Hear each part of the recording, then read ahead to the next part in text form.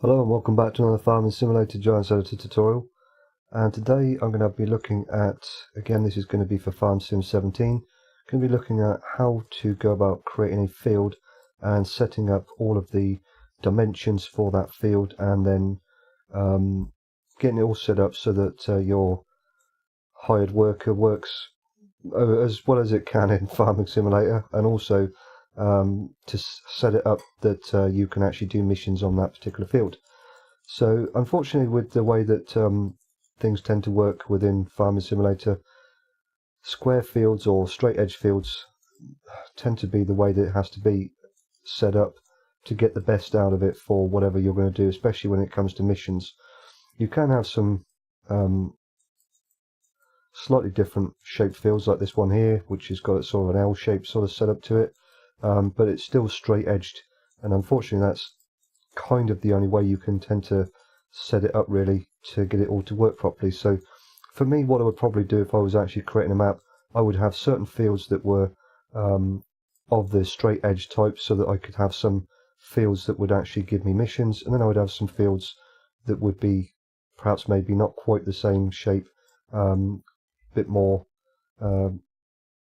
non-cookie cutter, I believe is the phrase, that yeah, I would have with no missions on. That way you can have the best of both worlds. You don't tend to have like every single field in this particular sort of format. But I'm just, for this particular video tutorial, I'm going to just basically try and show how to set up a field, and then how to get all the parameters working correctly. So I've already obviously got this field set up here. So I go into my Cinegraph here, I've got a field 01, and I've got all the parts and everything in there set up okay. What I need to do here is obviously set up a new one. So what I'm going to do here, with my field 01 highlighted, I'm going to go Control D on the keyboard to make a new one. And then what I'm going to do is just come over to my attributes on the right hand side here, and I'm just going to change that to field 02, hit my tab on the keyboard to accept the change.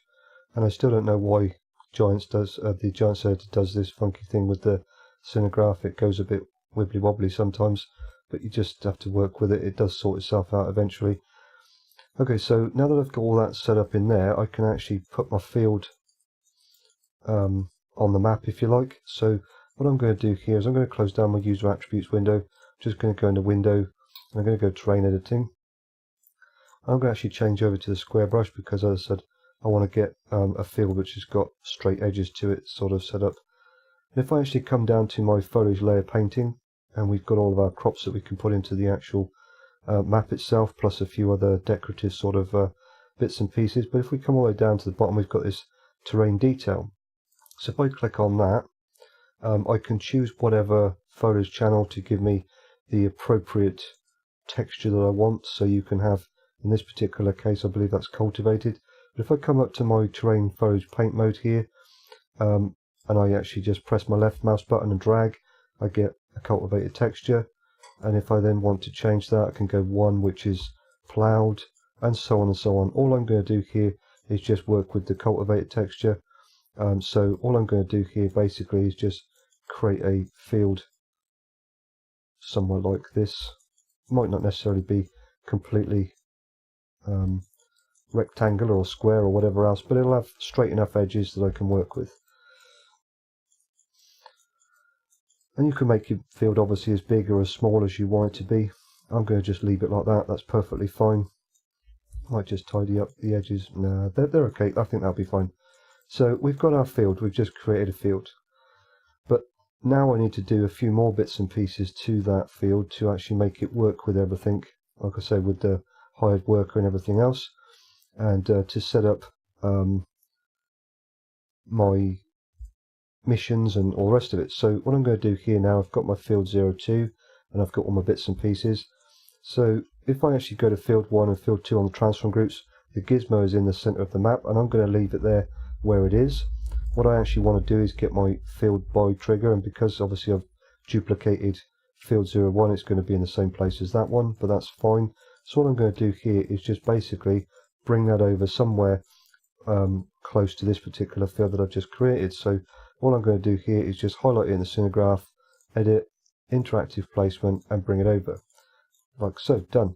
Now, one thing I would probably say is don't put it too close to the actual field, because when your machinery spawns in for the actual mission that you're going to be doing, if you put it too close to the field, the spawn point will be in relation to this particular trigger, and it then may spawn somewhere in the middle of the field or whatever else, which might not necessarily be to your liking. If it is, then go with it, but for me, I want it to be somewhere back away from the edge of the field a little bit, and you will need to experiment with this and come back into Giants Editor and move it backwards and forwards, and possibly even rotate it or whatever else to get it to work how you need it to. So okay, so I've now got my field by icon and everything else, the trigger and whatever else just there. So now what I need to do is I'm going to skip down to the field map indicator, and obviously you can see I've got it on that particular field, because again this is a duplication of that field, or at least the actual parts in the Cinegraph here. So what I'm going to do here is just basically bring it over and put it somewhere as close as I can to the middle of this particular field, so it shows up on the map how I want it to. So again, with it highlighted in the Cinegraph, just going to go Edit, Interactive Placement, and click on the map on that particular field. And you can move that around however you want to get it as close as you want it to, so it shows up relative in game. Okay, so now the next part is the dimensions, and this is where it sort of comes in a little bit more trickier. But with this particular version of Giants Editor 7.0.5, we've got a few scripts to help us out. So if I actually go to the dimensions here, again I'm going to click on the actual main transform group, and I'm just going to bring that over and put it somewhere in the middle of the field.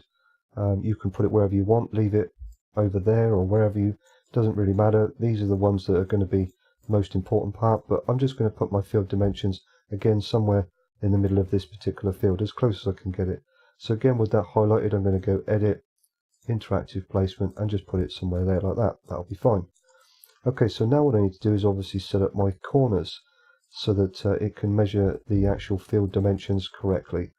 So I'm going to start with obviously corner 0, 1, underscore 1, and I need to work out where all those corners are so I can get them positioned correctly.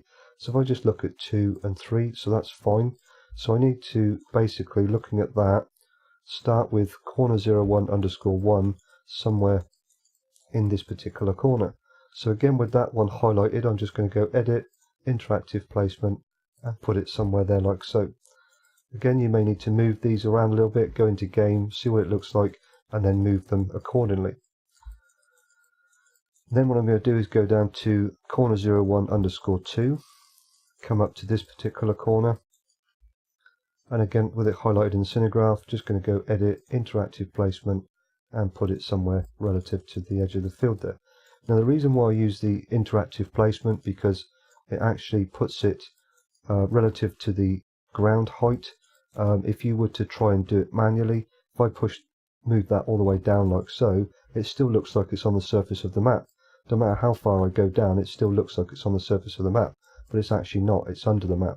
So you have to be a bit careful there. So I find that using the Interactive Placement tool, it is much easier to get the gizmo to the height of the actual map itself, so it's positioned correctly. Otherwise the other parts may not work properly, and it may want to do a mission under the map sort of thing, because that's where your dimensions are, and obviously you'd never be able to complete the mission because you can't obviously drive under the map, so that'd be useless. Okay, so now that I've got that particular corner there, that's fine. So what I'm going to do now is move down to corner 0, 1, underscore 3, and again with it highlighted in the Cinegraph, Edit, Interactive Placement, do that again, Edit, Interactive Placement, and put it over there like so. So it's as close as I want it to be relative to the field itself. I didn't quite finish off the edges, but that's perfectly fine. I'm okay with that.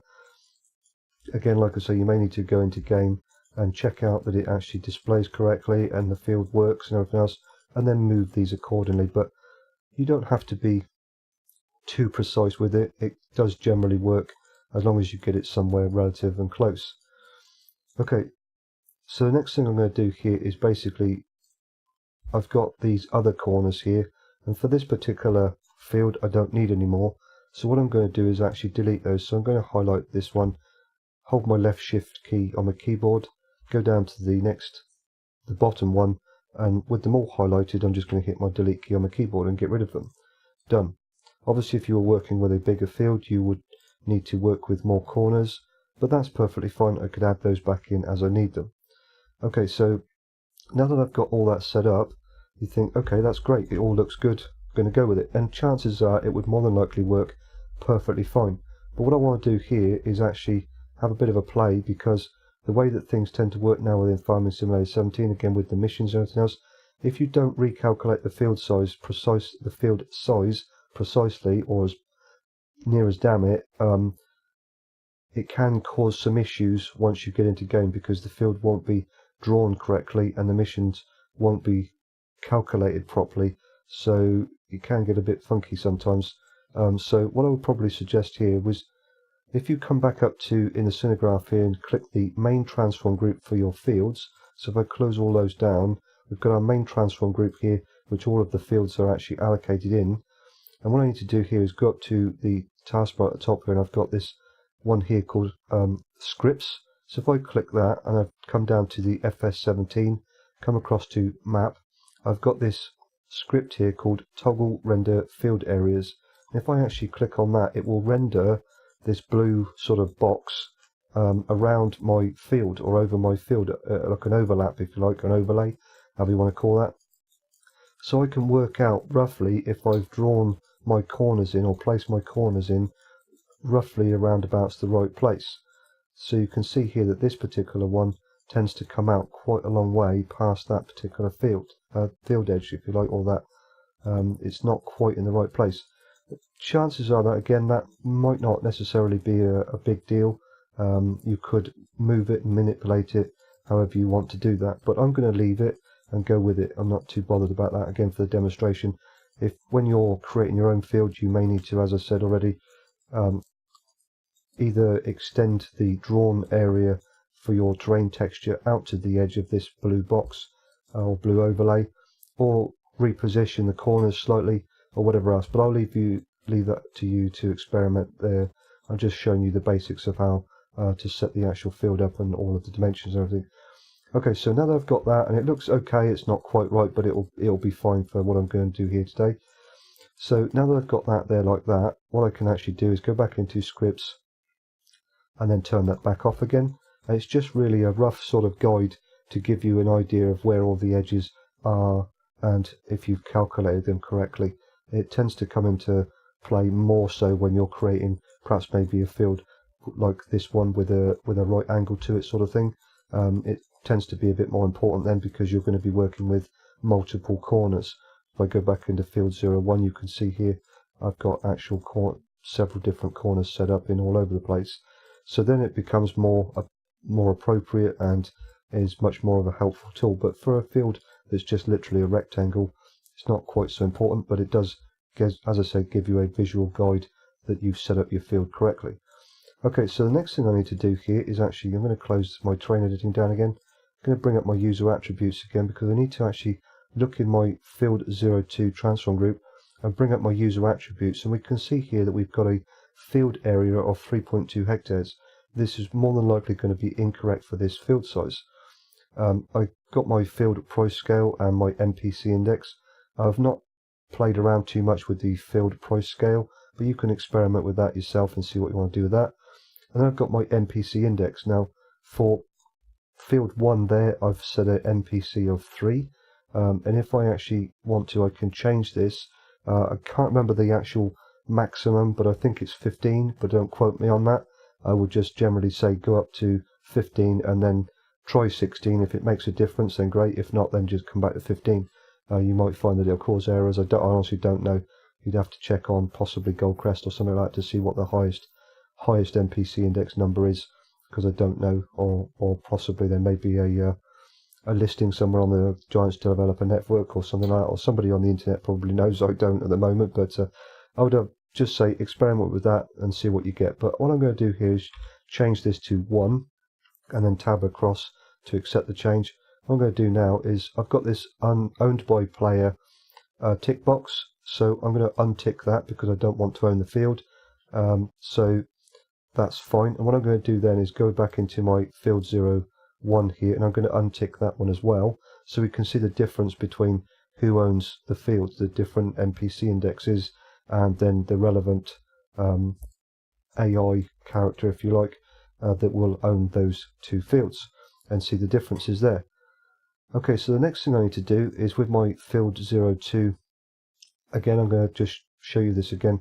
We've got a field area of 3.5 hectares, so just remember that. What I'm going to do again here is I'm going to highlight the main transform group for my fields, and again I'm going to go up to scripts, FS17 map, and then want to run this script here, set field sizes.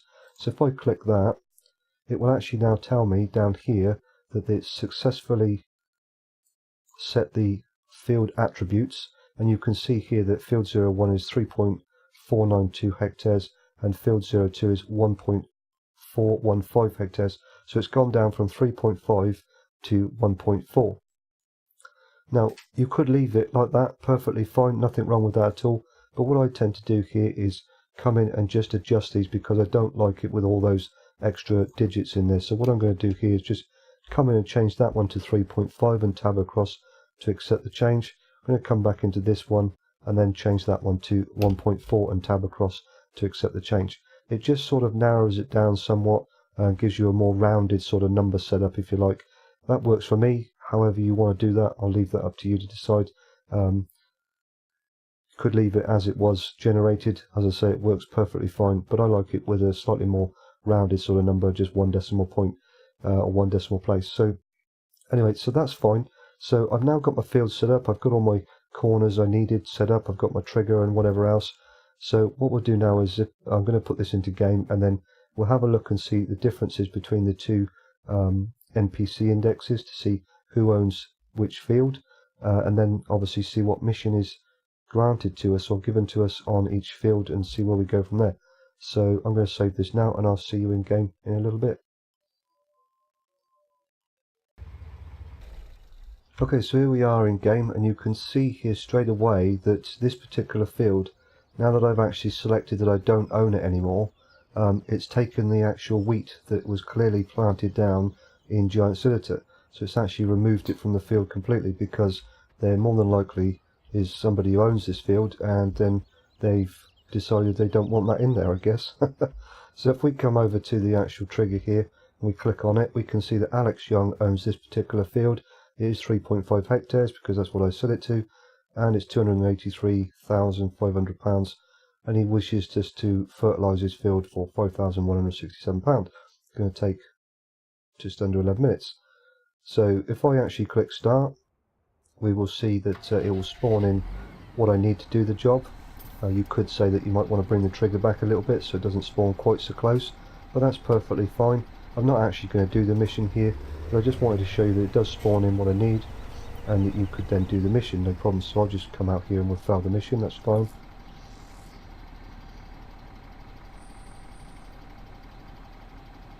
Okay, so we failed the mission. So if I now come over to, and I'll just show you again, if I click on it again, it does offer us the mission again, so that's fine, all working. So that trigger position, like I said earlier on, it is quite important where you put that and the rotation of the trigger itself, because that will make a difference as well, how your machinery is spawned. If you have the trigger rotated the opposite direction, it will spawn the actual machinery pointing away from the field and not towards it, so that's quite important that you set it up in the right manner. Okay, so now again, coming over to this particular field, we can see that I planted nothing, or I put nothing in this field at all in Giant Silica, but again, this is owned by another person, and they've decided they wanted to put barley into this particular field. So if I come over here and we have a look at the actual buy trigger here, and I click R, you can see that on this particular case, because I used NPC3, it's James Harris that owns this particular field, and it does show it at 1.4 hectares because again that's what I set up to, and the price obviously there, and he's asking us if we would like to harvest his field for him, and he's going to pay us that amount of money. So again, if I click start, we'll just see how the machinery spawns in, and I don't think that's too bad actually, that looks pretty good. So now if I wanted to, I could actually come round, connect up my header here, and then start to harvest the field. and you can see in the top right the actual counter is actually going down and everything. So I'll just do this very briefly, I won't do the entire field, but you can see here I am actually harvesting the field and it's all working perfectly fine. The grain is obviously going up, the amount and everything, so it is working. So we've got our field set up and everything else, dimensions or whatever else, and that's all set up perfectly fine. And we get our hired worker, and setting the different NPC indexes there, we've got a different person owning this particular field to the one over there. So there we go. So I'm just going to come out here and just fail this mission again, that's fine. So if we come away from the field, it tells us we need to return to the field, otherwise we're going to fail, which is what I want to do obviously in this case. But all of that clearly is working, and that comes back to those definitions and setting up the corners correctly and whatever else. By doing that, it's giving me all the correct parameters so that I can either do a mission or buy the field, but and whatever else. So if I actually add a bit of money now, just go into the console here, I'll just add in some money, that'll be fine. So if I just come over now just to show I can actually buy the field, so if I click buy, there we go, we now own the field. So obviously I would need to harvest it with my own equipment, but I just wanted to show you can actually buy it and it does work. So there we go, how to set up a field in Giants Editor, get all the dimensions set up correctly, setting up your corners for the field, and using a few scripts that are now available to us in Giants Editor 7.0.5 to help us with actually setting up the dimensions and everything else, setting up your corners with that sort of blue overlay if you like, and then obviously calculating the field size again with a inbuilt script into the Giants Editor, and setting up the actual hectare size for the particular field. So there we go. Obviously if you want to get a bit more sort of inventive with the shapes of your fields and whatever else, one thing again I will say is with your hired workers and your missions and whatever else, it is recommended that you have a sort of straight edge format to the field itself. Otherwise you might find that setting up those corners can be a bit tricky if you've got more rounded off edges. It can be done, but it is certainly trickier. I would probably stick, like I said before, have a certain amount of fields on your map that do have missions with the straighter edge fields, and then have a few fields that don't have missions where you can get a little bit more inventive with your field shapes and sizes, and then just leave them, either have them as purchased fields so you actually own them at the start of a new game save, or that they don't have any missions on them. So there we go, setting up your fields. Thank you very much for watching as always, and I will catch you on the next one.